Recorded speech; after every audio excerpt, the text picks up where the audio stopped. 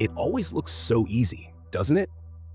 We're back for more incredible moments featuring my favorite press secretary, Karoline Leavitt, absolutely shutting down the media's lies. Whether it's stopping reporters from downplaying serious issues or calling out the entire left for their blatant hypocrisy, this young lady never holds back. And yeah, believe it or not, she's actually younger than me. If you enjoy watching the media get exposed in real time, you're in for a treat.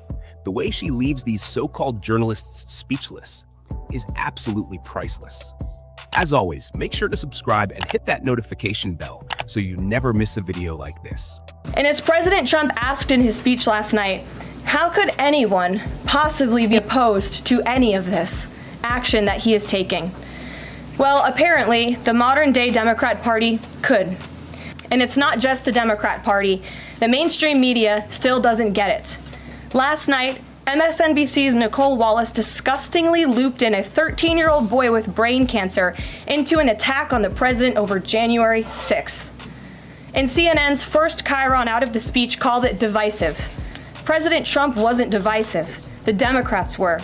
And CNN was proven wrong by their own viewers, 69% of whom, in a post-speech poll, said they had a positive reaction to the president's speech. It's sad and frankly pathetic that Democrats and liberals in the legacy media continue to allow their hatred for the president to override their love for our country. Now, let's get right into it. This happened right after the Democrats sat stone-faced during Trump's State of the Union address, refusing to show even the slightest human emotion. But the moment that really exposed their lack of basic decency was when DJ Daniel, a young brain cancer survivor, was made an honorary Secret Service member. Any normal person would celebrate such a heartwarming moment, but of course, not them. To make matters worse, Rachel Maddow and Nicole Wallace immediately jumped into full mental gymnastics mode, claiming Trump was using the young boy for political gain. Talk about projection. What's even funnier is that Trump actually called this behavior out during his speech, and the media only proved his point with their reaction. It was embarrassing to watch, yet completely predictable. Now let's move on to another moment where Karoline was not having any of the media's nonsense. This time, it was a reporter trying to downplay the seriousness of fentanyl coming across the Canadian border.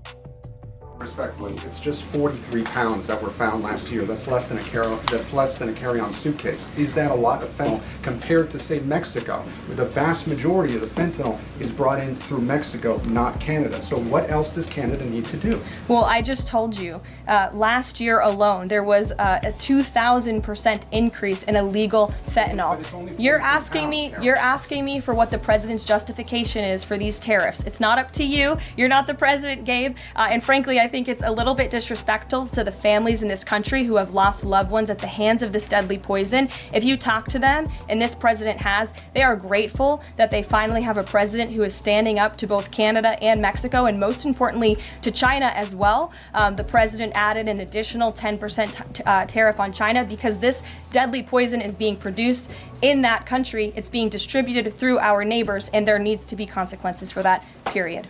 Peter. The county's website explains it perfectly, and I quote, "Unlike most opiates, fentanyl can be lethal with the first use. It only takes a 2-milligram dose, similar to 57 grains of salt. Adding to that, fentanyl is 50 times stronger than heroin and 100 times more potent than morphine. This isn't a matter of opinion, it's basic science." The math is straightforward, and yet the media continues trying to minimize one of the deadliest drug crises we've ever seen. It's beyond me why they're so focused on trivializing such a serious issue when it literally takes just a pinky's amount to be lethal. But of course, their agenda is more important than the truth. And then we have another reporter desperately trying to make Trump take the blame for the current state of the economy. And let me tell you, the response she got was absolutely priceless. You mentioned yesterday that this is a transition period. How does the White House measure this in terms of when can you not blame it on former President Biden and when does it fully become President Trump's responsibility? Well, we've only been here for 52 days, but certainly the president is working hard every day to, again, bring down the cost of living, which we see is already happening. You see the cost of eggs is going down, cost of gasoline is going down because of the massive deregulatory efforts of this president, and also the fact that we are delivering on his promise to drill, baby, drill already. You saw this past weekend, the National Economic Advisory put out a report that because of the regulations we've already slashed in just 52 days, we've saved American taxpayers $180 billion. That comes out to about $2,000 per American household. That's in 52 days. So the president is working diligently, and he's working hard on this every single day. And we need Congress to also help. We need Congress to pass tax cuts, which the president campaigned on and the vast majority of the American people support.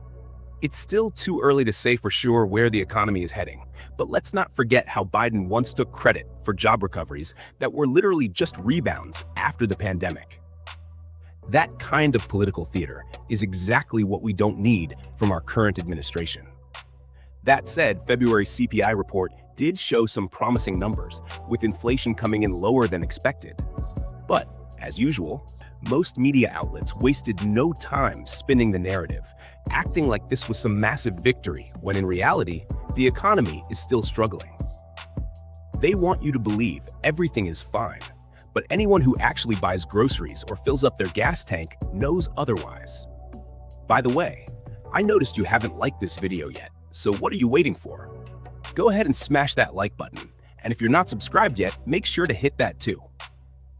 But nothing, and I mean nothing, comes close to the way Karoline shut down a reporter who kept asking the same question over and over again. To be clear, that $71 billion was from 2015 to 2022, so it wasn't in just 1 year, and it was $71 billion. But it wasn't in 1 year, just to be clear. In one report. And it was in one report over multiple years, from 2015 to 2022. So are you defending $71 billion in fraud, Peter? That's a lot of money, far too much, and that's why this administration... Why is the media so against cutting waste, fraud, and abuse from the government? I don't get it. I just want to ask a question. We won't be deterred. We will not be deterred from people like you and the press who are clearly adamantly opposed to cutting waste, fraud, and abuse. But we know that American taxpayers at home who have been struggling with an inflationary crisis don't want their tax dollars going towards crazy DEI programs in countries overseas. They also don't like the fact that there has been $71 billion worth of fraud in Social Security and improper payments going out the door. That's a problem that needs to be fixed, and President Trump is going to fix it. That's your fifth question. Elena. This was a classic gotcha attempt from a journalist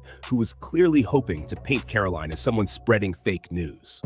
I still remember a time when journalism was actually about exposing corruption, holding officials accountable, and questioning where taxpayer money was going. That used to be their mission, ensuring that those in power didn't get away with it, but not anymore. These days, the media's top priority seems to be protecting the establishment instead of challenging it. They twist facts, suppress inconvenient truths, and push whatever narrative their bosses tell them to. And yet they wonder why people don't trust them anymore.